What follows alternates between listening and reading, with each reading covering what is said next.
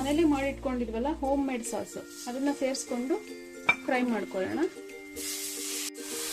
ಇವಾಗ ಇದಕ್ಕೆ 2 ಸ್ಪೂನು ಸಕ್ಕರೆ ಹಾಕೊಳ್ಳೋಣ. ನೋಡಿ, ಸಾಸ್ನೆಲ್ಲ ರುಬ್ಬಿ ಜಾರ್ ತೊಳೆದು ಇಟ್ಕೊಂಡಿದ್ವಲ್ಲ ನೀರು, ಅದನ್ನ ಹಾಕೊಳ್ಳೋಣ ಸ್ವಲ್ಪ. ನೋಡಿ, ಎಣ್ಣೆ ಬಿಡತಾ ಇದನ್ನ ಚೆನ್ನಾಗಿ ಕುದಿಸ್ಕೊಳ್ಳೋಣ. ಗ್ರೇವಿ ರೆಡಿ ಆಯಿತು. ಇವಾಗ ಇದಕ್ಕೆ ಗೋಬಿ ಎಲ್ಲ ಹಾಕಿ ನಾವು ಮಿಕ್ಸ್ ಮಾಡ್ಕೊಳ್ಳೋಣ.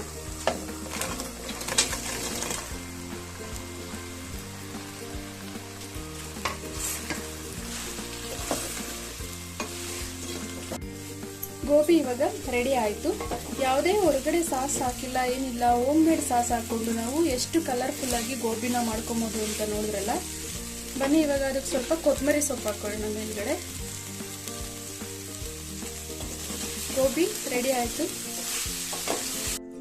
ಏನು ಕಲರ್ಫುಲ್ ಆಗಿ ಗೋಬಿ ಬಂದಿದೆ ನೋಡಿ. ಈ ವಿಡಿಯೋ ನಿಮಗೆ ಇಷ್ಟ ಆಗಿದ್ರೆ ಲೈಕ್ ಮಾಡಿ, ಶೇರ್ ಮಾಡಿ, ಸಬ್ಸ್ಕ್ರೈಬ್ ಮಾಡಿ. ಪ್ಲೀಸ್ ನಮ್ಮ ರವೀಸ್ ಅಡುಗೆ ಚಾನಲ್ನ ಸಬ್ಸ್ಕ್ರೈಬ್ ಮಾಡ್ಕೊಳ್ಳಿ.